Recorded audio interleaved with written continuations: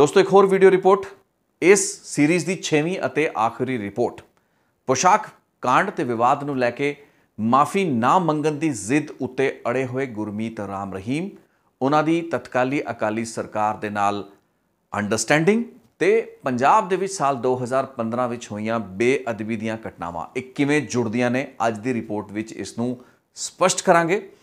क्योंकि जे असी बेअदबी की घटनावां उत्ते बहुत निरीक्षण किया है, एनालिसिस करते हैं, बहुत से पत्रकारां बहुत से टीवी चैनलों ने किन्ने सालों तो ये एनालिसिस किया है, लेकिन जदों असी बेअदबी की घटनावां तो बैकवर्ड्स जाके उस पूरे प्रकरण नूं इन्हां पूरीआं घटनावां नूं पोशाक विवाद नाल जोड़न की कदे सोचते भी हाँ तो वह अपने आप दे एक बहुत ही अनरियलिस्टिक जी गलबात लगती है। लगता है भी शायद जानबुझ के सियासी मुफाद तो प्रेरित होकर ये दोवें घटनावां नूं लिंक किया जाता है, जो कि तकरीबन 9 सालों के 8 या 9 सालों के गैप के दौरान हुई, यानी कि इन्होंने 8 सालों का बेसिकली फर्क सी 2007 का पोशाक कांड और 2015 दियां बेअदबी दियां घटनावां।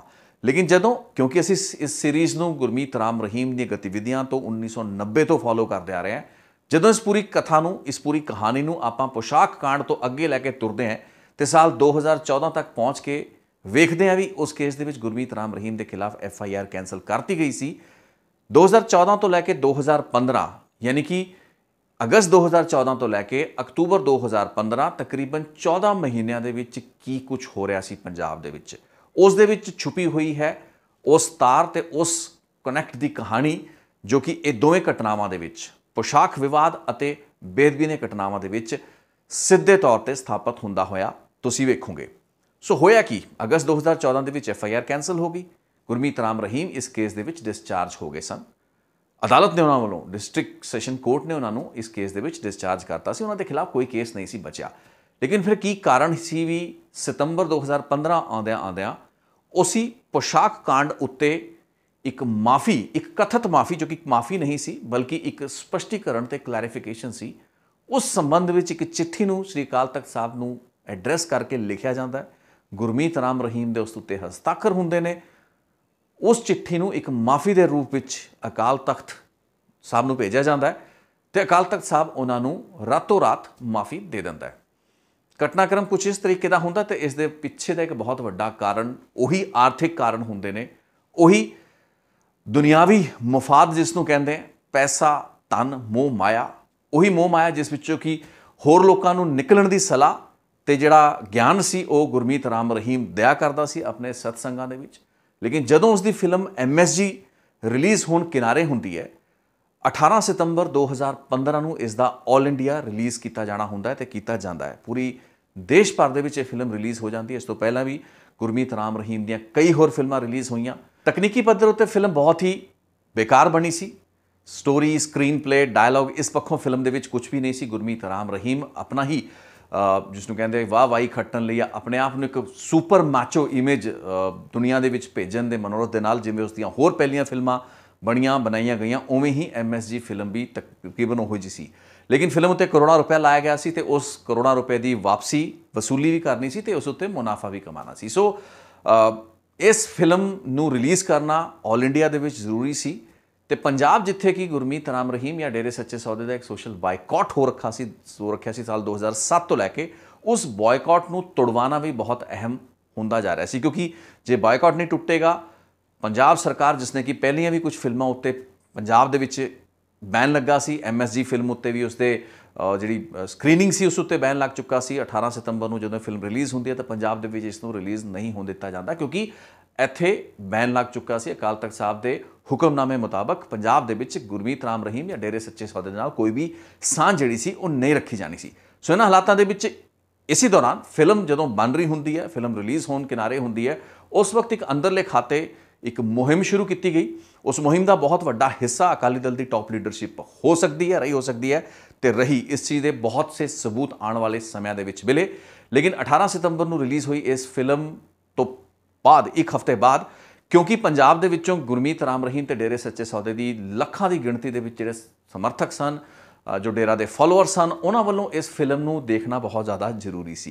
क्योंकि ये फिल्मां दे विच अक्सर होया करता सी भी जदों गुरमीत राम रहीम दीयां फिल्मां जिन्हां विच होर कोई ज़्यादा रुचि नहीं हुंदी सी, लेकिन अपने डेरा मुखी नूं देखण दा एक क्रेज़ भी लोकां विच हुंदा सी। इसे करके वो ਮਹਿੰਗੀਆਂ ਟਿਕਟਾਂ ਲੈ ਕੇ ਮਲਟੀਪਲੈਕਸਿਸ ਜਾਂ ਸਿਨੇਮਾ ਘਰਾਂ ਦੇ ਵਿੱਚ ਫਿਲਮਾਂ ਦੇਖਣ ਜਾਇਆ ਕਰਦੇ ਸੀ, ਜਿੱਥੋਂ ਕਿ ਫਿਲਮ ਨੂੰ ਆਮਦਨ ਹੁੰਦੀ ਸੀ ਤੇ ਰਾਤੋਂ ਰਾਤ ਜਾਂ ਕੁਝ ਦਿਨਾਂ ਜਾਂ ਹਫ਼ਤਿਆਂ ਦੇ ਵਿੱਚ ਹੀ ਇਹ ਫਿਲਮਾਂ ਰਿਕਾਰਡ ਤੋੜ ਜਿਹੜੀ ਇਨਕਮ ਤੇ ਕਮਾਈ ਹੈ ਉਹ ਕਰਦੀਆਂ ਹੁੰਦੀਆਂ ਸੀ। ਸੋ ਇੱਕ ਬਹੁਤ ਵੱਡਾ ਇੱਕ ਬਿਜ਼ਨਸ ਸੀ ਜਿਹਦੇ ਜ਼ਰੀਏ ਕਿ ਇੱਕ ਹੋਰ ਤਰੀਕੇ ਦਾ ਚੜਾਵਾ ਜਿਹੜਾ ਕਿ ਡੇਰੇ ਵਿੱਚ ਨਾ ਚੜ ਕੇ ਸਿੱਧਾ ਹੀ ਹੁਣ ਸਿਨੇਮਾ ਹਾਲਸ ਦੇ ਜ਼ਰੀਏ ਉਸ ਖਾਤੇ ਵਿੱਚ ਆਉਣਾ ਸ਼ੁਰੂ ਹੋ ਗਿਆ। ਸੋ ਇੱਕ ਬਹੁਤ ਵੱਡੀ ਇੱਕ ਕਮਰਸ਼ੀਅਲ ਗੇਮ ਸੀ।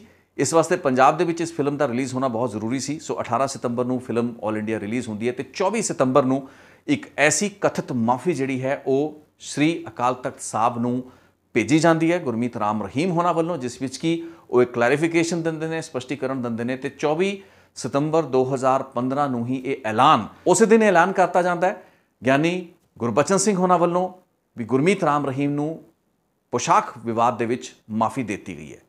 ਇਹ ਮਾਫੀ ਕਿਸ ਆਧਾਰ ਉੱਤੇ ਦਿੱਤੀ ਗਈ, ਉਹ ਚਿੱਠੀ ਕੀ ਸੀ, ਉਸ ਦੇ ਕੰਟੈਂਟ ਕੀ ਸਨ, ਇਸ ਨੂੰ ਜਨਤਕ ਨਹੀਂ ਕੀਤਾ ਜਾਂਦਾ, ਲੇਕਿਨ ਇਹ ਕਿਹਾ ਜਾਂਦਾ ਹੈ ਵੀ ਮਾਫੀ ਜਿਹੜੀ ਹੈ ਗੁਰਮੀਤ ਰਾਮ ਰਹੀਮ ਵੱਲੋਂ ਮੰਗੀ ਗਈ ਹੈ ਤੇ ਉਸ ਨੂੰ ਮਾਫੀ ਦੇ ਦਿੱਤੀ ਗਈ ਹੈ। ਪ੍ਰੈਸ ਕਾਨਫਰੰਸ ਕਰਕੇ ਜਦੋਂ ਇਸ ਚੀਜ਼ ਦਾ ਐਲਾਨ ਕੀਤਾ ਜਾਂਦਾ ਹੈ ਤਾਂ ਉਸ ਤੋਂ ਆਉਣ ਵਾਲੇ ਕਈ ਦਿਨ ਹਫ਼ਤਿਆਂ ਦੇ ਵਿੱਚ ਬਹੁਤ ਹੀ ਤਿੱਖਾ ਵਿਰੋਧ ਜਿਹੜਾ ਹੈ ਪੰਥਕ ਜਥੇਬੰਦੀਆਂ ਦਾ ਚੱਲਣਾ ਪੈਂਦਾ ਹੈ। ਪੰਥਕ ਜਥੇਬੰਦੀਆਂ ਬਹੁਤ ਸੇ ਐਸੇ ਸਿੱਖ ਸੰਗਠਨ ਹੁੰਦੇ ਨੇ ਜੋ ਕਿ ਟਰਾਂਸਪੇਰੈਂਸੀ ਦੀ ਮੰਗ ਵੀ ਕਰ ਰਹੇ ਹੁੰਦੇ ਨੇ। ਅਕਾਲ ਤਖਤ ਸਾਹਿਬ ਦੇ ਜਥੇਦਾਰ ਤੋਂ ਇਹ ਵੀ ਸਵਾਲ ਪੁੱਛੇ ਜਾ ਰਹੇ ਹੁੰਦੇ ਨੇ ਵੀ ਗੁਰਮੀਤ ਰਾਮ ਰਹੀਮ ਖੁਦ ਬਿਨਾਂ ਉਹਨਾਂ ਦੇ ਅਕਾਲ ਤਖਤ ਦੇ ਸਾਹਮਣੇ ਨਤਮਸਤਕ ਹੋਏ ਜਾਂ ਉੱਥੇ ਅਪੀਅਰ ਹੋਏ ਜਾਂ ਫਿਰ ਪੇਸ਼ ਹੋਏ, ਉਹਨਾਂ ਨੂੰ ਮਾਫੀ ਕਿਵੇਂ ਦਿੱਤੀ ਜਾ ਸਕਦੀ ਹੈ। ਇਤਿਹਾਸ ਦੇ ਵਿੱਚ ਅਜਿਹੀਆਂ ਮਾਫੀਆਂ ਸੰਭਵ ਨਹੀਂ ਨੇ। ਇਹੋ ਜਿਹੇ ਕੋਈ ਵੀ ਉਦਾਹਰਣ ਨਹੀਂ ਮਿਲਦੇ ਜਦੋਂ ਕਿ ਬਿਨਾਂ ਕਿਸੇ ਸ਼ਖਸ ਦੇ ਪੇਸ਼ ਹੋਏ ਅਕਾਲ ਤਖਤ ਸਾਹਿਬ ਵੱਲੋਂ ਉਸ ਨੂੰ ਐਡੇ ਵੱਡੇ ਕੇਸ ਜਿਸ ਦੇ ਵਿੱਚ ਕਿ ਬਹੁਤ ਸੇ ਨੌਜਵਾਨ ਮਾਰੇ ਗਏ ਤੇ ਕਈ ਸਾਲ ਤੱਕ ਪੰਜਾਬ, ਹਰਿਆਣਾ, ਰਾਜਸਥਾਨ ਦੇ ਇਲਾਕਿਆਂ ਦੇ ਵਿੱਚ ਖੂਨ ਖਰਾਬਾ ਹੁੰਦਾ ਰਿਹਾ, ਹਿੰਸਾ ਹੁੰਦੀ ਰਹੀ, ਉਸ ਕੇਸ ਦੇ ਵਿੱਚ ਐਡੇ ਸੌਖੇ ਤਰੀਕੇ ਨਾਲ ਮਾਫੀ ਕਿਵੇਂ ਸੰਭਵ ਸੀ।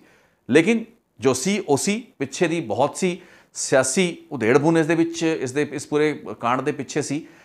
ਇਹ ਵੀ ਦੱਸਿਆ ਜਾਂਦਾ ਵੀ 24 ਸਤੰਬਰ ਤੋਂ ਕੁਝ ਦਿਨ ਪਹਿਲਾਂ ਪ੍ਰਕਾਸ਼ ਸਿੰਘ ਬਾਦਲ ਤੇ ਸੁਖਬੀਰ ਸਿੰਘ ਬਾਦਲ ਹੋਣਾ ਦੇ ਗ੍ਰਹਿ ਨਿਵਾਸ ਉੱਤੇ ਇੱਕ ਮੀਟਿੰਗ ਬੁਲਾਈ ਜਾਂਦੀ ਹੈ ਜਿਸ ਵਿੱਚ ਕਿ 3 ਤਖਤਾਂ ਦੇ ਜਥੇਦਾਰ, ਜਿਸ ਵਿੱਚ ਕਿ ਗਿਆਨੀ ਗੁਰਬਚਨ ਸਿੰਘ ਸ੍ਰੀ ਅਕਾਲ ਤਖਤ ਸਾਹਿਬ ਦੇ ਜਥੇਦਾਰ, ਇਸ ਤੋਂ ਇਲਾਵਾ ਗਿਆਨੀ ਇਕਬਾਲ ਸਿੰਘ ਜੋ ਕਿ ਤਖਤ ਸ੍ਰੀ ਪਟਨਾ ਸਾਹਿਬ ਦੇ ਜਥੇਦਾਰ ਸਨ ਤੇ ਤਖਤ ਸ੍ਰੀ ਤਲਵੰਡੀ ਸਾਬੋ ਦੇ ਜਿਹੜੇ ਜਥੇਦਾਰ ਹੈਗੇ ਨੇ ਜਾਂ ਉਸ ਵਕਤ ਸਨ ਗਿਆਨੀ ਗੁਰਮੁਖ ਸਿੰਘ, ਇਹ ਤਿੰਨਾਂ ਨੂੰ ਉੱਥੇ ਸੱਦਿਆ ਜਾਂਦਾ ਹੈ ਮੀਟਿੰਗ ਦੇ ਵਿੱਚ। ਇਹਨਾਂ ਨੂੰ ਉਹ ਜਿਹੜੀ ਮਾਫੀ ਹੈ, ਕਥਿਤ ਮਾਫੀ ਹੁੰਦੀ ਹੈ, ਮਾਫੀ ਨਹੀਂ, ਉਹ ਬੇਸਿਕਲੀ ਕਲੈਰੀਫਿਕੇਸ਼ਨ ਹੁੰਦੀ ਹੈ, ਉਸ ਨੂੰ ਦਿਖਾਇਆ ਜਾਂਦਾ ਹੈ ਤੇ ਇਹ ਕਿਹਾ ਜਾਂਦਾ ਹੈ ਇਹਨਾਂ ਨੂੰ ਇਸ ਤਰੀਕੇ ਦੀ ਗੱਲ ਉਸ ਉੱਤੇ ਵਿਚਾਰ ਕਰਨ ਲਈ ਕਿਹਾ ਜਾਂਦਾ ਵੀ ਹੁਣ ਇਸ ਮਾਫੀ ਨੂੰ ਆਪਾਂ ਪ੍ਰਵਾਨ ਕਰੀਏ। ਇਹ ਜਿਹੜੀ ਅਪੋਲੋਜੀ ਆ ਚੁੱਕੀ ਹੈ ਗੁਰਮੀਤ ਰਾਮ ਰਹੀਮ ਵੱਲੋਂ, ਜਿਸ ਉੱਤੇ ਕਿ ਕੁਝ ਸੰਸਾ ਇਹਨਾਂ ਜਥੇਦਾਰਾਂ ਦੇ ਜ਼ਿਹਨ ਦੇ ਵਿੱਚ ਹੁੰਦਾ ਹੈ।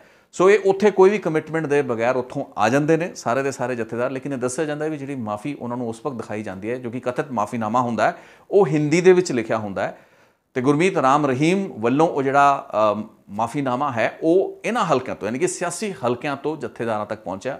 ਇਹ ਮਾਫੀ ਡਾਇਰੈਕਟਲੀ ਜਥੇਦਾਰ ਸ੍ਰੀ ਅਕਾਲ ਤਖਤ ਸਾਹਿਬ ਜਾਂ ਸਕੱਤਰੇਤ ਅਕਾਲ ਤਖਤ ਸਾਹਿਬ ਤੱਕ ਨਹੀਂ ਪਹੁੰਚੀ ਹੁੰਦੀ, ਬਲਕਿ ਇਸ ਨੂੰ ਪਹਿਲਾਂ ਵੈਟ ਕਰਵਾਇਆ ਜਾ ਰਿਹਾ ਹੁੰਦਾ ਹੈ ਉਸ ਵਕਤ ਦੀ ਹੁਕਮਰਾਨ ਧਿਰਾਂ ਤੋਂ। ਇਹ ਇਲਜ਼ਾਮ ਜਿਹੜੇ ਸਨ ਗਿਆਨੀ ਗੁਰਮੁਖ ਸਿੰਘ ਹੋਣਾ ਵੱਲੋਂ ਵੀ ਲਗਾਏ ਗਏ, ਕੁਝ ਟੀਵੀ ਚੈਨਲਾਂ ਤੇ ਉਹਨਾਂ ਨੇ ਵੀ ਇੰਟਰਵਿਊ ਦਿੱਤੇ। ਜਿਹੜੇ ਗਿਆਨੀ ਇਕਬਾਲ ਸਿੰਘ ਸੀ ਉਹਨਾਂ ਨੇ ਵੀ ਇਸ ਬਾਬਤ ਇੰਟਰਵਿਊ ਦਿੱਤੇ ਜਾਂ ਉਹਨਾਂ ਨੇ ਵੀ ਇਹ ਗੱਲ ਦਾ ਖੁਲਾਸਾ ਕੀਤਾ ਵੀ ਉਹਨਾਂ ਨੂੰ ਬੁਲਾਇਆ ਹੀ ਇਸ ਵਾਸਤੇ ਗਿਆ ਸੀ ਵੀ ਇਹ ਮਾਫੀ ਜਿਹੜੀ ਸੀ ਦਿਵਾਉਣੀ ਸੀ, ਜਿਸ ਤਰੀਕੇ ਨਾਲ ਇੱਕ ਸਿਆਸੀ ਜਿਹੜਾ ਕੁੰਡਾ ਸੀ, ਵੈਸੇ ਤਾਂ ਧਰਮ ਦਾ ਕੁੰਡਾ ਹੁੰਦਾ ਹੈ, ਉਹ ਸਿਆਸਤ ਦੇ ਫਾਰਮੈਟ ਦੇ ਵਿੱਚ ਜਿਸ ਨੂੰ ਕਿ ਅਕਾਲੀ ਦਲ ਇੱਕ ਪੰਥਕ ਸਿਆਸਤ ਆਖਦਾ ਹੈ, ਲੇਕਿਨ ਇੱਥੇ ਇੱਕੋ ਸਿਆਸੀ ਜਿਹੜੀ ਸੀ ਦਬਾਅ ਸੀ ਜੋ ਕਿ ਨਜ਼ਰ ਆ ਰਿਹਾ ਸੀ, ਜਿਸ ਤੋਂ ਬਾਅਦ ਕਿ 24 ਸਤੰਬਰ ਨੂੰ ਗਿਆਨੀ ਜਿਹੜੇ ਗੁਰਬਚਨ ਸਿੰਘ ਹੁੰਦੇ ਨੇ ਉਸ ਵਕਤ ਸ੍ਰੀ ਅਕਾਲ ਤਖਤ ਸਾਹਿਬ ਦੇ ਜਥੇਦਾਰ, ਉਹਨਾਂ ਵੱਲੋਂ ਇਹ ਮਾਫੀ ਦੇ ਦਿੱਤੀ ਜਾਂਦੀ ਹੈ। ਉਹ ਮਾਫੀ ਮੈਂ ਇੱਕ ਵਾਰ ਤੁਹਾਨੂੰ ਪੜ੍ਹਵਾਉਣਾ ਚਾਹਾਂਗਾ ਕਿਉਂਕਿ ਇਹ ਉਹ ਮਾਫੀ ਸੀ ਜੋ ਕਿ ਗੁਰਮੀਤ ਰਾਮ ਰਹੀਮ ਵੱਲੋਂ ਦਿੱਤੀ ਗਈ। ਤੁਸੀਂ ਟੀਵੀ ਸਕਰੀਨ ਤੇ ਵੇਖ ਪਾ ਰਹੇ ਹੋ, ਇਹ ਉਹ ਮਾਫੀ ਹੈ, ਕੁਝ ਸ਼ਬਦਾਂ ਦੇ ਵਿੱਚ ਬਿਆਨ ਕੀਤੀ ਗਈ ਹੈ। ਇਸ ਨੂੰ ਆਪਾਂ ਪੜ੍ਹ ਵੀ ਦਿੰਦੇ ਹਾਂ ਮਾਫੀ ਦੇ ਵਿੱਚ ਕੀ ਲਿਖਿਆ ਹੋਇਆ ਹੈ। ਪਰਮ ਸਤਿਕਾਰਯੋਗ ਸਿੰਘ ਸਾਹਿਬ ਗਿਆਨੀ ਗੁਰਬਚਨ ਸਿੰਘ ਜੀਓ, ਪਿਛਲੇ ਸਮੇਂ 2007 ਦੌਰਾਨ ਪੈਦਾ ਹੋਈਆਂ ਗਲਤਫਹਿਮੀਆਂ ਕਾਰਨ ਛਿੜੇ ਵਿਵਾਦ ਦਾ ਸਪਸ਼ਟੀਕਰਨ। ਜੋ ਸਾਡੇ ਗੁਰੂ ਸਾਹਿਬਾਨ ਹਨ ਸ਼੍ਰੀ ਗੁਰੂ ਗੋਬਿੰਦ ਸਿੰਘ ਜੀ ਮਹਾਰਾਜ ਅਤੇ ਸਾਰੇ ਧਰਮਾਂ ਦੇ ਪੀਰ ਪੈਗੰਬਰ ਸਾਹਿਬਾਨ ਦੀ ਨਕਲ ਕਰਨਾ ਤਾਂ ਦੂਰ ਦੀ ਗੱਲ, ਅਸੀਂ ਕਦੇ ਅਜਿਹਾ ਕਰਨ ਦੀ ਕਲਪਨਾ ਵੀ ਨਹੀਂ ਕਰ ਸਕਦੇ। ਅਸੀਂ ਨਕਲ ਕਿਵੇਂ ਕਰ ਸਕਦੇ ਹਾਂ, ਇਸ ਗੱਲ ਦਾ ਸਵਾਲ ਹੀ ਪੈਦਾ ਨਹੀਂ ਹੁੰਦਾ। ਅਸੀਂ ਕਦੇ ਨਕਲ ਕੀਤੀ ਹੋਵੇ ਜਾਂ ਕਦੇ ਨਕਲ ਕਰਨ ਦਾ ਸੋਚਿਆ ਵੀ ਹੋਵੇ। ਅਸੀਂ ਕਦੇ ਕਿਸੇ ਦੀ ਨਕਲ ਨਹੀਂ ਕੀਤੀ ਅਤੇ 100% ਅੱਜ ਵੀ ਕਹਿੰਦੇ ਹਾਂ ਅਤੇ ਹਮੇਸ਼ਾ ਕਹਿੰਦੇ ਰਹਾਂਗੇ ਕਿ ਅਸੀਂ ਕਿਸੇ ਸੰਤ ਪੀਰ ਪੈਗੰਬਰ ਦੇ ਬਰਾਬਰ ਮੰਨਦੇ ਹੀ ਨਹੀਂ ਤਾਂ ਅਸੀਂ ਕਿਸੇ ਦੀ ਨਕਲ ਕਰਨ ਦੀ ਜੁਰਤ ਕਿਵੇਂ ਕਰ ਸਕਦੇ ਹਾਂ। ਸਾਡੇ ਲਈ ਸਾਰੇ ਧਰਮਾਂ ਦੇ ਸੰਤ ਪੈਗੰਬਰ ਭਗਵਾਨ ਸਰੂਪ ਨੇ। ਅਸੀਂ ਇਸ ਸੰਬੰਧ ਵਿੱਚ ਪਹਿਲਾਂ ਵੀ ਖੁੱਲ੍ਹ ਕੇ ਸੰਗਤ ਵਿੱਚ ਆਪਣੇ ਵਿਚਾਰ ਪ੍ਰਗਟ ਕਰ ਚੁੱਕੇ ਹਾਂ ਅਤੇ ਜੋ ਅਸੀਂ ਉਪਰੋਕਤ ਲਿਖਿਆ ਹੈ ਉਸ ਦੀ ਹੀ ਇੱਕ CD ਵੀ ਭੇਜ ਰਹੇ ਹਾਂ। ਖਿਮਾ ਦਾ ਜਾਚਕ ਸੰਤ ਗੁਰਮੀਤ ਰਾਮ ਰਹੀਮ ਸਿੰਘ ਇੰਸਾ, ਡੇਰਾ ਸੱਚਾ ਸੌਦਾ, ਸਰਸਾ, ਹਰਿਆਣਾ। ਸੋ ਇਸ ਮਾਫੀ ਦੇ ਵਿੱਚ ਤੁਸੀਂ ਸਮਝ ਸਕਦੇ ਹੋ ਵੀ ਇਹ ਮਾਫੀ ਤਾਂ ਹੈ ਹੀ ਨਹੀਂ, ਇਹ ਬੇਸਿਕਲੀ ਸਪਸ਼ਟੀਕਰਨ ਹੈ। ਇਸ ਦਾ ਟਾਈਟਲ ਵੀ ਸਪਸ਼ਟੀਕਰਨ ਦੇ ਰੂਪ ਵਿੱਚ ਹੀ ਦਿੱਤਾ ਗਿਆ ਹੈ, ਲੇਕਿਨ ਜਦੋਂ ਗੁਰਮੀਤ ਰਾਮ ਰਹੀਮ ਹੋਣਾ ਦੇ ਹਸਤਾਖਰ ਇਸ ਉੱਤੇ ਕੀਤੇ ਜਾਂਦੇ ਨੇ, ਤੁਸੀਂ ਵੇਖੋਗੇ ਉੱਥੇ ਇੱਕ ਟਾਈਪ ਰਿਟਨ ਖਿਮਾ ਦਾ ਯਾਚਕ ਜਿਹੜਾ ਹੈ ਉਹ ਜਿਹੜੇ ਕੁਝ ਸ਼ਬਦ ਹੈਗੇ ਨੇ ਉਹ ਐਡ ਕੀਤੇ ਜਾਂਦੇ ਨੇ। ਇਹ ਇਲਜ਼ਾਮ ਰਿਹਾ ਬਾਅਦ ਦੇ ਵਿੱਚ। ਪਹਿਲਾਂ ਤਾਂ ਇਲਜ਼ਾਮ ਇਹੀ ਸੀ ਕਿਉਂਕਿ ਕੁਝ ਜਿਹੜੇ ਜਥੇਦਾਰ ਸੀਗੇ ਕਈ ਤਖਤਾਂ ਦੇ, ਉਹਨਾਂ ਨੇ ਕਿਹਾ ਵੀ ਜਿਹੜੀ ਮਾਫੀਨਾਮਾ ਸੀ ਉਹ ਹਿੰਦੀ ਦੇ ਵਿੱਚ ਸੀ ਤੇ ਉਹ ਪੰਜਾਬੀ ਦੇ ਵਿੱਚ ਕਿਵੇਂ ਆ ਗਿਆ।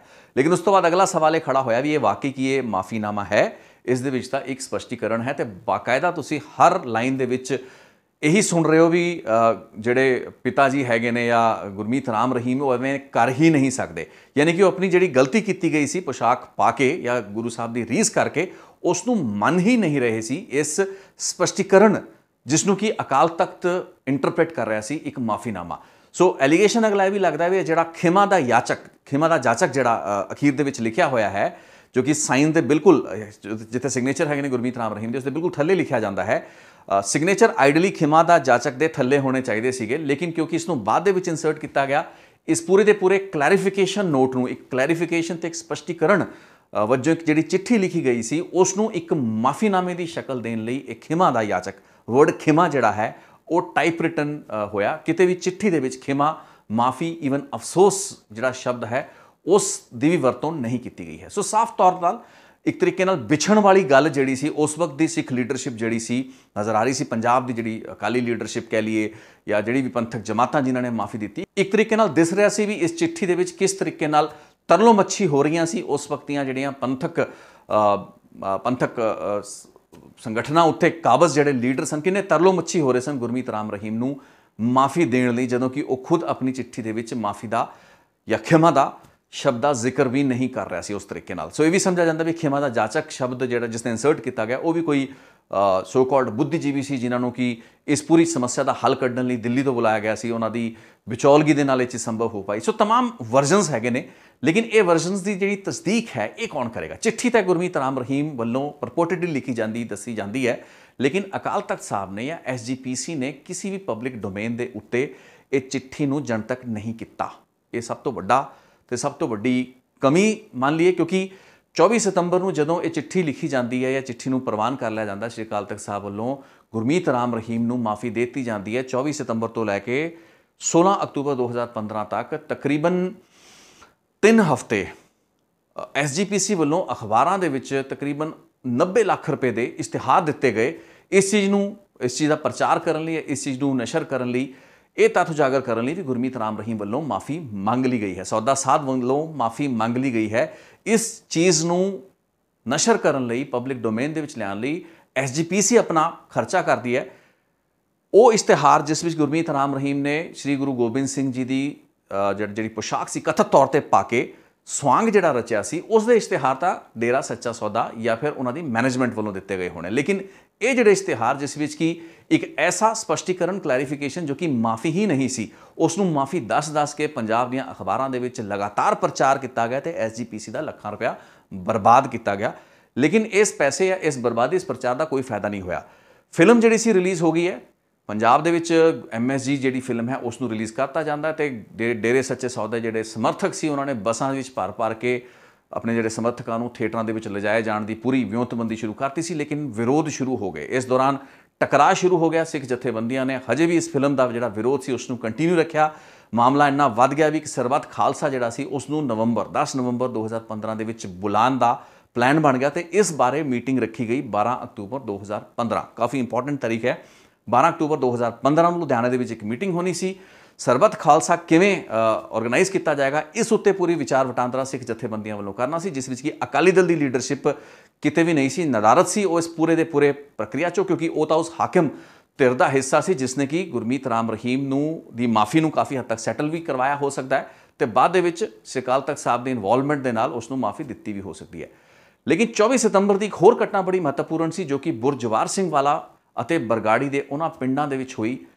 ਉਸੇ ਰਾਤ ਜਿਸ ਦਿਨ ਇਹ ਪ੍ਰੈਸ ਕਾਨਫਰੰਸ 24 ਸਤੰਬਰ ਨੂੰ ਕੀਤੀ ਜਾਂਦੀ ਹੈ ਦਿਨੇ, ਉਸ ਰਾਤ ਨੂੰ ਹੀ पोस्टर ਜਿਹੜੇ ਨੇ ਉਹ ਬੁਰਜਵਾਰ ਸਿੰਘ ਵਾਲਾ ਤੇ ਬਰਗਾੜੀ ਦੇ ਵਿੱਚ ਲੱਗ ਚੁੱਕੇ ਹੁੰਦੇ ਨੇ, ਕਿਉਂਕਿ ਸਤੰਬਰ 2015 ਤੋਂ ਤਕਰੀਬਨ 3-4 ਮਹੀਨੇ ਪਹਿਲਾਂ 1 ਜੂਨ 2015 ਨੂੰ ਬੁਰਜਵਾਰ ਸਿੰਘ ਵਾਲਾ ਦੇ ਗੁਰਦੁਆਰਾ ਤੋਂ ਸ੍ਰੀ ਗੁਰੂ ਗ੍ਰੰਥ ਸਾਹਿਬ ਜੀ ਦੀ ਜਿਹੜੀ ਪਵਿੱਤਰ ਬੀੜ ਸੀ ਉਹ ਚੋਰੀ ਹੋ ਚੁੱਕੀ ਸੀ, ਜਿਸ ਦਾ ਅਜੇ ਤੱਕ ਅਤਾ ਪਤਾ ਨਹੀਂ ਸੀ। ਸੋ ਪੋਸਟਰ ਜਿਹੜੇ ਹੈ 24 ਤੇ 25 ਸਤੰਬਰ ਠੀਕ ਉਸੇ ਦਿਨ ਜਿਸ ਦਿਨ ਕੀ ਇਹ ਮਾਫੀ ਦਿੱਤੀ ਜਾਂਦੀ ਹੈ, ਇਹ ਲੱਗਦੇ ਨੇ ਇਹ ਦੋਵੇਂ ਪਿੰਡਾਂ ਦੇ ਵਿੱਚ।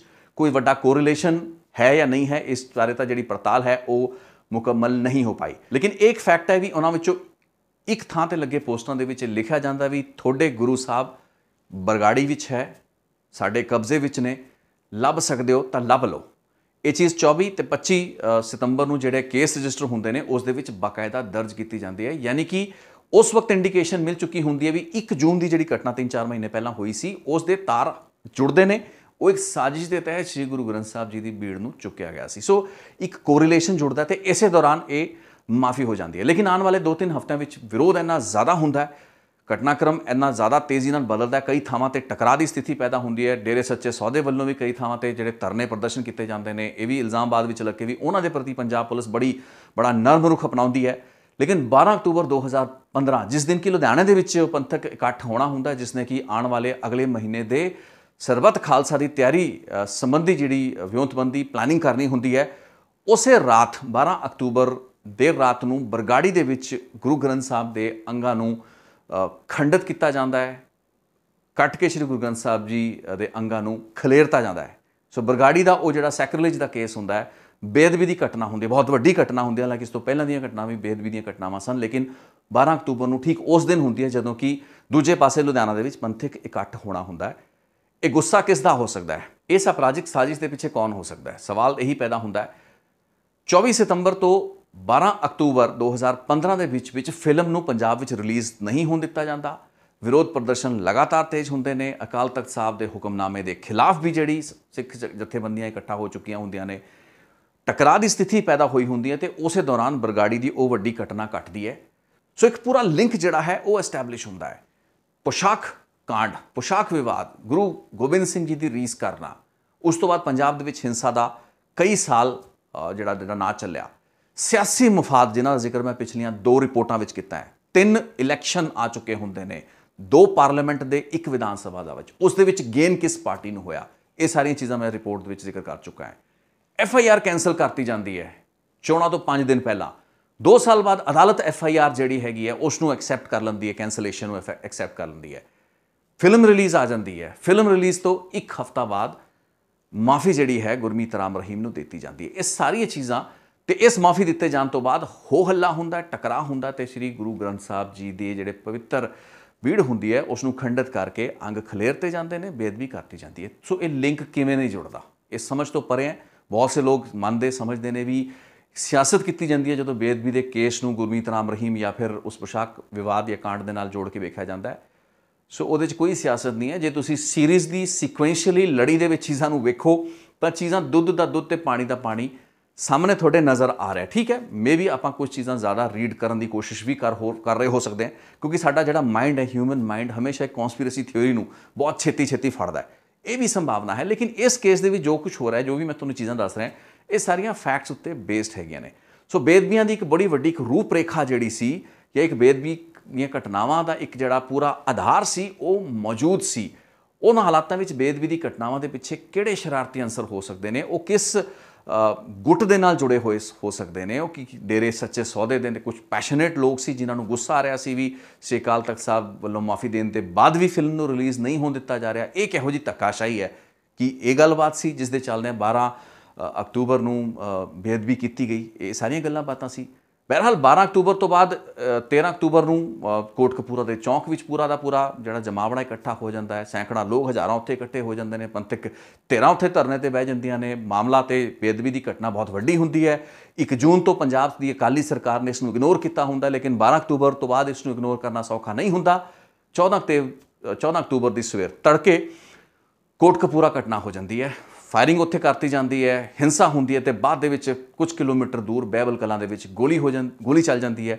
2 ਜਿਹੜੇ ਉੱਥੇ ਪ੍ਰਦਰਸ਼ਨਕਾਰੀ ਹੈਗੇ ਨੇ ਉਹ ਮਾਰੇ ਜਾਂਦੇ ਨੇ। ਸਾਲ 2014 ਆਉਂਦਿਆਂ ਵੈਸੇ ਤਾਂ 2012 ਦੇ ਵਿੱਚ ਹੀ, ਲੇਕਿਨ FIR ਰੱਦ ਕਰਨ ਤੋਂ ਬਾਅਦ ਅਦਾਲਤ ਦੇ ਵਿੱਚ ਇਸ ਕੇਸ ਨੂੰ ਦੇ ਸੁਲਝਣ ਤੋਂ ਬਾਅਦ ਇਹ ਲੱਗ ਰਿਹਾ ਸੀ ਵੀ ਸਭ ਕੁਝ ਸੈਟਲ ਹੋ ਚੁੱਕਾ ਹੈ। ਉਹ ਜਿਹੜੀ 25 ਸਾਲ ਦੀ ਇੱਕ ਰੋਡ ਮੈਪ ਸੀ ਉਸ ਦੇ ਵਿੱਚ ਹੁਣ ਕੋਈ ਅੜਿੱਕਾ ਨਹੀਂ ਆਏਗਾ। ਲੇਕਿਨ 2015 ਦੀ ਘਟਨਾ, ਉਸ ਫਿਲਮ ਦੀ ਰਿਲੀਜ਼ ਤੇ ਉਸ ਨੂੰ ਪੰਜਾਬ ਦੇ ਵਿੱਚ ਰਿਲੀਜ਼ ਕਰਾਉਣ ਦੀ ਜਿਹੜੀ ਤਾਂਘ ਸੀ ਗੁਰਮੀਤ ਰਾਮ ਰਹੀਮ ਤੇ ਉਸ ਦੇ ਜਿਹੜੇ ਸਮਰਥਕ ਸਨ, ਉਸ ਤੋਂ ਬਾਅਦ ਜੋ ਕੁਝ ਉਹਨਾਂ ਨੇ ਅਕਾਲੀਆਂ ਤੋਂ ਸੰਭਾਵਿਤ ਤੌਰ ਤੇ ਉਹਨਾਂ ਨੇ ਜੇ ਕਰਵਾਇਆ ਜਾਂ ਕਿਸ ਦੇ ਇਸ਼ਾਰੇ ਤੇ ਸਭ ਕੁਝ ਹੋਇਆ, ਤਾਂ ਫਿਰ ਇਸ ਦੇ ਬਾਰੇ ਜਿਹੜਾ ਸਪਸ਼ਟੀਕਰਨ ਹੈ ਉਹ ਸਰਕਾਰ ਤੇ ਅਕਾਲ ਤਖਤ ਦੀ ਜਿਹੜੀ ਲੀਡਰਸ਼ਿਪ ਹੈ ਉਹੀ ਦੇ ਸਕਦੀ ਹੈ। ਤੇ ਇਸ ਤੋਂ ਵੱਡੀ ਗੱਲ, ਆਪਾਂ ਸਾਰੀ ਗੱਲਾਂ ਬਾਤਾਂ ਨੂੰ ਇੱਕ ਪਾਸੇ ਰੱਖ ਦਿੰਦੇ ਹਾਂ, ਉਸ ਤੋਂ ਵੱਡੀ ਗੱਲ ਹੈ ਜਦੋਂ ਅਕਤੂਬਰ 2018 ਦੇ ਵਿੱਚ ਆਪਣਾ ਅਹੁਦਾ ਸਰਦਾਰ ਗਿਆਨੀ ਗੁਰਬਚਨ ਸਿੰਘ ਅਕਾਲ ਤਖਤ ਸਾਹਿਬ ਦੇ ਜਥੇਦਾਰ ਛੱਡਦੇ ਨੇ, ਤਾਂ ਉਹ ਆਪਣਾ ਜਦੋਂ ਅਹੁਦਾ ਛੱਡਦੇ ਨੇ, ਆਪਣਾ ਜਿਹੜਾ ਪ੍ਰੈਸ ਨੋਟ ਹੁੰਦਾ ਹੈ, ਆਪਣੀ ਸਟੇਟਮੈਂਟ ਹੁੰਦੀ ਹੈ, ਉਸ ਦੇ ਵਿੱਚ ਜ਼ਿਕਰ ਕਰਦੇ ਨੇ। ਇਹ ਬਹੁਤ ਮਹੱਤਵਪੂਰਨ ਜ਼ਿਕਰ ਹੁੰਦਾ ਹੈ ਕਿਉਂਕਿ ਉਹ ਦੱਸਦੇ ਨੇ ਵੀ ਸਰਸਾ ਸੌਦਾ ਸਾਧ ਜਿਹੜਾ ਸਰਸੇ ਵਾਲਾ ਹੈ ਉਸ ਨੂੰ ਮਾਫੀ ਦੇਣ ਸੰਬੰਧੀ ਵੀ ਕਈ ਕਿੰਤੂ ਪਰੰਤੂ ਹੋਏ, ਤੇ ਉਹ ਆਪਣੀ ਭੁੱਲ ਜਿਹੜੀ ਹੈ ਉਸ ਨੂੰ ਕਿਤੇ ਨਾ ਕਿਤੇ ਉਸ ਪੈਰਾਗ੍ਰਾਫ ਦੇ ਵਿੱਚ ਐਡਮਿਟ ਕਰਦੇ ਨੇ, ਜਿਸ ਵਿੱਚ ਕਿ ਉਸ ਚੀਜ਼ ਦਾ ਸਪਸ਼ਟ ਤੌਰ ਤੇ ਜ਼ਿਕਰ ਕਰਦੇ ਨੇ ਵੀ ਇਹ ਜਿਹੜੀ ਹੈ ਕਿੰਤੂ ਪਰੰਤੂ ਵੀ ਹੋਈ ਹੈ ਸਰਸੇ ਵਾਲੇ ਸੌਦੇ ਸਾਧ ਨੂੰ, ਤੇ ਉਹ ਮੰਨਦੇ ਨੇ ਵੀ ਆਪਣੇ ਕਾਰਜਕਾਲ ਦੌਰਾਨ ਮੇਰੇ ਤੋਂ ਕੋਈ ਵੀ ਜਿਹੜੀ ਭੁੱਲ ਹੋਈ ਉਸ ਲਈ ਮੈਂ ਖਿਮਾ ਦਾ ਯਾਚਕ ਹਾਂ। ਯਾਨੀ ਕਿ ਸ਼੍ਰੀ ਅਕਾਲ ਤਖਤ ਸਾਹਿਬ ਦੇ ਜਥੇਦਾਰ ਜਾਂਦੇ ਜਾਂਦੇ ਆਪਣੇ ਰੈਜ਼ਿਗਨੇਸ਼ਨ ਨੋਟ ਦੇ ਵਿੱਚ ਸਰਸੇ ਵਾਲੇ ਸੌਦੇ ਦੀ ਮਾਫੀ ਦਾ ਜ਼ਿਕਰ ਕਰਦੇ ਨੇ। ਅੰਦਰ ਹੀ ਅੰਦਰ ਉਹਨਾਂ ਨੂੰ ਪਤਾ ਹੁੰਦਾ ਹੈ ਮਾਫੀ ਕਿਸ ਤਰੀਕੇ ਨਾਲ ਦਿਲਵਾਈ ਗਈ ਹੁੰਦੀ ਹੈ, ਉਹਨਾਂ ਨੇ ਖੁਦ ਇਹ ਮਾਫੀ ਦਿੱਤੀ ਹੁੰਦੀ ਹੈ, ਤੇ ਇਸ ਲਈ ਉਸੇ ਪੈਰੇ ਦੇ ਵਿੱਚ ਇਹ ਮਾਫੀ ਵੀ ਮੰਗ ਜਾਂਦੇ ਨੇ। ਮੈਨੂੰ ਲੱਗਦਾ ਇਹ ਵੀ ਬਹੁਤ ਹੈਰਾਨ ਕਰ ਦੇਣ ਵਾਲੀ ਗੱਲ ਹੈ। ਸ਼੍ਰੀ ਅਕਾਲ ਤਖਤ ਸਾਹਿਬ ਦੇ ਜਥੇਦਾਰ ਨੂੰ ਵੀ ਆਪਣਾ ਸਪਸ਼ਟੀਕਰਨ ਜਾਂਦੇ ਜਾਂਦੇ ਦੇਣਾ ਪਿਆ। ਉਸ ਤੋਂ ਬਾਅਦ ਉਹਨਾਂ ਨੇ ਆਪਣਾ ਅਹੁਦਾ ਛੱਡਿਆ, ਜਿਸ ਤੋਂ ਬਾਅਦ ਕਿ ਜਿਹੜੇ ਗਿਆਨੀ ਹਰਪ੍ਰੀਤ ਸਿੰਘ ਸੀ ਉਹ ਕਾਰਜਕਾਰੀ ਜਿਹੜੇ ਅਕਾਲ ਤਖਤ ਦੇ ਜਥੇਦਾਰ ਥਾਪੇ ਗਏ। ਸੋ 2015 ਤੋਂ ਬਾਅਦ ਸਾਨੂੰ ਸਮਝ ਵਿੱਚ ਆਉਂਦਾ ਵੀ ਬੇਦਬੀਆਂ ਦੇ ਮੁੱਦੇ ਉੱਤੇ ਇੱਕ ਵੱਖਰੇ ਕਿਸਮ ਦੀ ਸਿਆਸਤ ਪੰਜਾਬ ਵਿੱਚ ਅੱਗੇ ਤੁਰਨ ਲੱਗ ਪਈ, ਜਿਸ ਵਿੱਚ ਕਿ ਇਸ ਵਾਰ ਅਕਾਲੀ ਦਲ ਡਿਫੈਂਸਿਵ ਤੇ ਸੀ, ਇੱਕ ਬਚਾਅ ਦੀ ਮੁਦਰਾ ਵਿੱਚ ਪਿਛਲੇ ਤਕਰੀਬਨ 4-4.5 ਸਾਲ ਨਜ਼ਰ ਆਇਆ ਹੈ। ਨਲਾਇਕੀ ਕਾਂਗਰਸ ਤੇ ਕੈਪਟਨ ਅਮਰਿੰਦਰ ਸਰਕਾਰ ਦੀ ਹੈ ਵੀ ਉਹ ਇੰਨੀਆਂ ਚੀਜ਼ਾਂ ਦੇ ਹੋਣ ਦੇ ਬਾਵਜੂਦ, ਤੇ ਜਸਟਿਸ ਰਣਜੀਤ ਸਿੰਘ ਕਮਿਸ਼ਨ ਦੀ ਜਿਹੜੀ ਰਿਪੋਰਟ ਆਉਂਦੀ ਹੈ ਉਸ ਦੇ ਵਿੱਚ ਜਿੰਨੀਆਂ ਵੀ ਮੈਂ ਗੱਲਾਂ ਕੀਤੀਆਂ ਇਹਨਾਂ ਦਾ ਵੀ ਕਾਫੀ ਹੱਦ ਤੱਕ ਜ਼ਿਕਰ ਹੈ, ਹੋਰ ਵੀ ਬਹੁਤ ਜ਼ਿਕਰ ਉਹਦੇ ਵਿੱਚ ਹੈਗੇ ਨੇ, ਉਸ ਸਭ ਦੇ ਬਾਵਜੂਦ ਇੰਨੀਆਂ ਸੀਟਾਂ 9 ਸੀਟਾਂ ਅੱਜ ਤੱਕ ਬਣ ਚੁੱਕੀਆਂ ਨੇ ਅਲੱਗ-ਅਲੱਗ ਮਾਮਲਿਆਂ ਦੇ, ਤੇ ਇਹ ਸਾਰੀ ਸੀਟਾਂ ਬਿਠਾਏ ਜਾਣ ਦੇ ਬਾਵਜੂਦ ਛੋਟੇ-ਛੋਟੇ ਬੰਦੇ ਆ, ਛੋਟੇ-ਛੋਟੇ ਜਿਹੜੇ ਕਰਿੰਦੇ ਸੀ ਡੇਰੇ ਸੱਚੇ ਸੌਦੇ ਦੇ ਸਮਰਥਕਾਂ ਨੂੰ ਕੋਟਕਪੂਰੇ ਤੋਂ ਜਾਂ ਫਰੀਦਕੋਟ ਦੇ ਇਲਾਕਿਆਂ ਤੋਂ, ਉਹਨਾਂ ਨੂੰ ਗ੍ਰਿਫਤਾਰ ਕਰਨ ਤੇ ਉਹਨਾਂ ਦੇ ਖਿਲਾਫ ਮੁਕੱਦਮੇ ਕਰਨ ਤੋਂ ਇਲਾਵਾ ਹੋਰ ਕੁਝ ਵੀ ਨਹੀਂ ਕਰ ਪਾਏ। ਕਿਸੇ ਵੀ ਵੱਡੀ ਇਨਵੋਲਵਮੈਂਟ ਈਵਨ ਡੇਰੇ ਸੱਚੇ ਸੌਦੇ ਨੂੰ ਬੁਲਾ ਕੇ ਉਸ ਤੋਂ ਪੁੱਛਗਿੱਛ ਤੱਕ ਨਹੀਂ ਇਸ ਕੇਸ ਦੇ ਵਿੱਚ ਕੀਤੀ ਗਈ। ਮੋੜ ਬਲਾਸਟ ਦੇ ਕੇਸ ਦੇ ਵਿੱਚ ਡੇਰੇ ਦਾ ਨਾਂ ਆ ਰਿਹਾ ਸੀਗਾ, ਹੋਰ ਕਈ ਥਾਵਾਂ ਤੇ ਬਹੁਤ ਵੱਡੀਆਂ ਚੀਜ਼ਾਂ ਸਨ, ਬਹੁਤ ਵੱਡੀਆਂ ਇਨਵੈਸਟੀਗੇਸ਼ਨਾਂ ਸਨ, ਉਹਨਾਂ ਦੇ ਵੀ ਪੰਜਾਬ ਤੇ ਪੰਜਾਬ ਸਰਕਾਰ ਦਾ ਪੱਖ ਬਿਲਕੁਲ ਹੀ ਨਲਾਇਕ ਤੇ ਨਿਕੰਮਾ ਸਾਬਿਤ ਹੋਇਆ। ਸੋ ਦੇ could just not investigate the cases, ਸਭ ਕੁਝ ਖੂਹ ਖਾਤੇ 'ਚ ਪਾਤਾ, ਤੇ ਬੇਸਿਕਲੀ ਤਾਂ ਸਿਰ ਦੇ ਵਿੱਚ ਸਵਾਈ ਪਈ ਹੈ। ਮੈਂ ਪਹਿਲੀ ਰਿਪੋਰਟ ਦੇ ਵਿੱਚ ਜ਼ਿਕਰ ਕੀਤਾ ਸੀ ਵੀ ਉਹ ਪਾਰਟੀ ਜੋ ਕਿ ਆਪਣੇ ਆਪ ਨੂੰ ਪੰਥਕ ਅਖਵਾਉਂਦੀ ਹੈ, ਅਕਾਲੀ ਦਲ ਪਾਰਟੀ, ਉਸਨੇ 7-8 ਸਾਲਾਂ ਦੇ ਵਿੱਚ ਇੱਕ ਨਵੇਂ ਕਿਸਮ ਦੀ ਪੋਲਿਟਿਕਸ ਕਰਨ ਦੀ ਕੋਸ਼ਿਸ਼ ਕੀਤੀ 2007 ਤੋਂ ਲੈ ਕੇ 2012, 14, 15 ਤੱਕ। ਲੇਕਿਨ 15 ਆਉਂਦੇ ਇਹ ਜਿਹੜੀ ਪੋਲਿਟਿਕਸ ਸੀ ਪੁੱਠੀ ਘੁੰਮ ਚੁੱਕੀ ਸੀ। ਉਹਨਾਂ ਨੂੰ ਇਹ ਨਹੀਂ ਸੀ ਪਤਾ ਵੀ ਜਿਸ ਅੱਗ ਨਾਲ ਉਹ ਖੇਡ ਰਹੇ ਨੇ, ਉਹਨਾਂ ਨੂੰ ਪਤਾ ਹੀ ਨਹੀਂ ਸੀ ਵੀ ਉਹ ਅੱਗ ਨਾਲ ਖੇਡ ਰਹੇ ਸੀ। ਇੱਕ ਅੱਗ ਸੀ, ਇਸ ਤਰੀਕੇ ਦੇ ਬਹੁਤ ਹੀ ਸੈਂਸਿਟਿਵ ਜਿਹੜੇ ਇਸ਼ੂਜ਼ ਹੁੰਦੇ ਨੇ ਉਹ ਇੱਕ ਅੱਗ ਦਾ ਹੀ ਕੰਮ ਕਰਦੇ ਨੇ, ਤੁਹਾਨੂੰ ਨਹੀਂ ਪਤਾ ਹੁੰਦਾ ਉਹ ਅੱਗ ਕਦੋਂ ਤੁਹਾਨੂੰ ਵੀ ਸਾੜ ਮੁਕਾਏਗੀ। ਸੋ ਉਸੇ ਤਰੀਕੇ ਨਾਲ ਜਿਹੜਾ ਨੁਕਸਾਨ ਹੋਇਆ ਅਕਾਲੀ ਦਲ ਦਾ ਫਿਰ ਬਾਅਦ ਦੇ ਵਿੱਚ ਇਲੈਕਟੋਰਲੀ, ਕਿਉਂਕਿ ਉਹਨਾਂ ਦੀ ਤਾਂ ਗੇਮ ਸਾਰੀ ਪੋਲਿਟਿਕਸ ਹੈ, 2017 ਦੇ ਵਿੱਚ ਜੋ ਉਹਨਾਂ ਦੇ ਨਾਲ ਹੋਇਆ, ਜੋ ਹਸ਼ਰ ਹੋਇਆ ਪੰਜਾਬ ਵਿਧਾਨ ਸਭਾ ਦੇ ਵਿੱਚ, ਤੇ ਹੁਣ 2022 ਸਾਹਮਣੇ ਵੇਖਦੇ ਹਾਂ ਕੀ ਹੁੰਦਾ। ਲੇਕਿਨ ਉਹ ਜਿਹੜੇ ਕਲੰਕ ਮੱਥੇ ਤੇ ਲੱਗੇ ਹੋਏ ਨੇ ਅਕਾਲੀ ਦਲ ਦੀ ਲੀਡਰਸ਼ਿਪ ਦੇ, ਉਹ ਹਾਲੇ ਤੱਕ ਲੱਥੇ ਨਹੀਂ ਹੈਗੇ ਨੇ। ਅੱਜ ਵੀ ਉਸ ਲੀਡਰਸ਼ਿਪ ਦੇ ਕੋਲ ਜਵਾਬ ਨਹੀਂ ਹੈ। ਅੱਜ ਵੀ ਸ੍ਰੀ ਅਕਾਲ ਤਖਤ ਸਾਹਿਬ ਨੇ ਜਸਟਿਸ ਰਣਜੀਤ ਸਿੰਘ ਕਮਿਸ਼ਨ ਨੇ ਉਹਨਾਂ ਤੋਂ ਕਈ ਚੀਜ਼ਾਂ ਮੰਗੀਆਂ, ਉਹ ਚਿੱਠੀਆਂ, ਉਹ ਮਾਫੀਨਾਮਾ ਮੰਗਿਆ ਵੀ ਕਿਹੜਾ ਮਾਫੀਨਾਮਾ, ਕਿਹੜੀ ਅਪੋਲੋਜੀ ਲੈਟਰ ਆਈ ਸੀ, ਉਹਨਾਂ ਨੂੰ ਨਹੀਂ ਮੁਹੱਈਆ ਕਰਾਈ ਗਈ, ਜਿਹੜੀ ਮੈਂ ਤੁਹਾਨੂੰ ਪੜ੍ਹ ਕੇ ਸੁਣਾਈ। ਉਸ ਤੋਂ ਬਾਅਦ ਉਹ ਜਿਹੜਾ ਹੁਕਮਨਾਮਾ ਕੀ ਸੀ ਜੋ ਅਕਾਲ ਤਖਤ ਸਾਹਿਬ ਨੇ ਬਾਈਕਾਟ ਜਦੋਂ ਕੀਤਾ ਸੀ, ਉਹ ਮੰਗਿਆ ਗਿਆ, ਉਹ ਵੀ ਨਹੀਂ ਪ੍ਰੋਵਾਈਡ ਕਰਾਇਆ ਗਿਆ। ਬਾਅਦ ਦੇ ਵਿੱਚ ਜਿਸ ਹੁਕਮਨਾਮੇ ਦੇ ਤਹਿਤ ਇਹ ਸਾਰੀਆਂ ਚੀਜ਼ਾਂ ਵਿਡਰਾਅ ਕੀਤੀਆਂ ਗਈਆਂ, ਬਾਅਦ ਦੇ ਵਿੱਚ ਦੁਬਾਰਾ ਉਸ ਅਪੋਲੋਜੀ ਨੂੰ ਵਿਡਰਾਅ ਕਰ ਲਿਆ ਗਿਆ, ਉਹ ਵੀ ਸਾਰਾ ਦਾ ਸਾਰਾ ਰਿਕਾਰਡ SGPC ਤੇ ਅਕਾਲ ਤਖਤ ਸਾਹਿਬ ਦੀ ਲੀਡਰਸ਼ਿਪ ਨੇ ਕਮਿਸ਼ਨ ਦੀ ਜਿਹੜੀ ਕਮੇਟੀ ਸੀ ਉਹਦੇ ਨਾਲ ਸਾਂਝਾ ਨਹੀਂ ਕੀਤਾ। ਉਹਨਾਂ ਨੂੰ ਡਰ ਸੀ ਵੀ ਜਸਟਿਸ ਰਣਜੀਤ ਸਿੰਘ, ਕਿਉਂਕਿ ਅਕਾਲੀ ਦਲ ਤੇ ਬਾਦਲਾਂ ਨੂੰ ਪਰੇਸ਼ਾਨੀ ਸੀ, ਸੁਖਬੀਰ ਬਾਦਲ ਤੇ ਮਜੀਠੇ ਵਰਗੇ ਜਿਹੜੀਆਂ ਰਿਪੋਰਟਾਂ ਨੂੰ ਫਾੜਦੇ ਹੋਏ ਬਾਅਦ ਦੇ ਵਿੱਚ ਵਿਧਾਨ ਸਭਾ ਦੇ ਵਿੱਚ ਰੱਦੀ ਦੇ ਭਾਅ ਵੇਚਦੇ ਹੋਏ ਨਜ਼ਰ ਆਏ ਸੀ, ਉਹਨਾਂ ਨੂੰ ਡਰ ਆਪਣਾ ਸੀਗਾ। ਲੇਕਿਨ ਜਿਹੜੇ ਸਿੱਖ ਇੰਸਟੀਟਿਊਸ਼ਨਸ ਹਨ, SGPC ਜਾਂ ਸ੍ਰੀ ਅਕਾਲ ਤਖਤ ਸਾਹਿਬ, ਉਹਨਾਂ ਵੱਲੋਂ ਵੀ ਕੋਆਪਰੇਟ ਨਹੀਂ ਕੀਤਾ ਗਿਆ ਕਮਿਸ਼ਨ। ਬੇਸ਼ੱਕ ਕਮਿਸ਼ਨ ਦੀ ਨੀਅਤ ਕੁਝ ਵੀ ਸੀ, लेकिन जिहड़ा रिकॉर्ड सी तत्थ सी जे सरकार इस मामले की इन्वेस्टिगेशन कराना चाहती सी, उहदे लई कमीशन बनया सी, तां उसनूं जरूरी ते लोड़ींदे जिहड़े डॉक्यूमेंट्स प्रोवाइड कराने ते एक जिम्मेवारी सी SGPC सकत्रेत दी या फिर श्री अकाल तख्त साहब के सैक्रटेरीएट की, लेकिन ये नहीं हो पाया। तो बहुत ही मंदभागी स्थिति सी। सियासी खेमिਆਂ ਦੇ ਵਿੱਚ ਵੰਡ ਕੇ इस केस ਦੇ ਵਿੱਚ बाकायदा एक होर बेशर्मी की जिहड़ी सियासत है 2017 तो बाद शुरू हो गई। कांग्रेस ने भी, कांग्रेस की लीडरशिप ने भी एक बड़ा वड्डा एक तमाशा जिहड़ा विधान सभा में खड़ा किया। 7-8 घंटे पंजाब विधान सभा दे विच बोल बोल के लोगों की भावनावां नूं होर भड़का के धार्मिक मुद्दे नूं होर रंगत दे के अपना सियासी उल्लू सिद्धा करने की कोशिश की ते काफ़ी हद तक उस विच डिसक्रैडिट करने दे विच अकाली दल नूं कामयाब भी होए। लेकिन लै दे के फिर गलबात पुट्ठी है। जो धर्म के मुद्दों पर तुसीं सियासत करनी है तो घट्टो घट्ट एक नेक नीयत एक ईमानदार सोच के नाल करो सियासत नूं। ते क्योंकि कड़िक्की दे विच बाद दे विच सब ने उलझना ही हुंदा है। वो हुण कांग्रेस भी उसी तरीके नाल उलझदी नज़र आ रही है। किसी टाइम तो अपना बहुत स्ट्रोंग पॉइंट डेरा सच्चा सौदा तो उसके नाल अपनी जिहड़ी अंडरस्टैंडिंग नूं मन के चल रही होनी अकाली दल की लीडरशिप। उन्होंने की पता सी भी 2015 तो बाद जो कुछ होना है, उस तो बाद सब तो वड्डा ते शायद भविख दे विच आने वाले कई सालों दहाकियां तक ये जिहड़ी एसोसीएशन उन्हां दी है, जिहड़ा भी ना जुड़िया उन्हां दा इस डेरे दे नाल, उन्हां लई सब तो वड्डा ते सब तो ज़्यादा घातक सियासी तौर पर घातक जिहड़ा है एसोसीएशन उन्हां दी रहण वाली है, तो जो कि बहुत सालों तक उन्होंने बहुत ज़्यादा नुकसान करने वाली है। हले तक जिन्ना किया है वो तो किया ही है। सो इस रिपोर्ट में भी इत्थे ही विराम दिंदे हां। जदों रिपोर्ट शुरू की सी पोशाक केस की, क्योंकि बेदबी के बहुत वड्डे केसिस अलग हैगे ने, उन्होंने मामलों के कुछ रिपोर्ट मैं पहला बना चुका हाँ।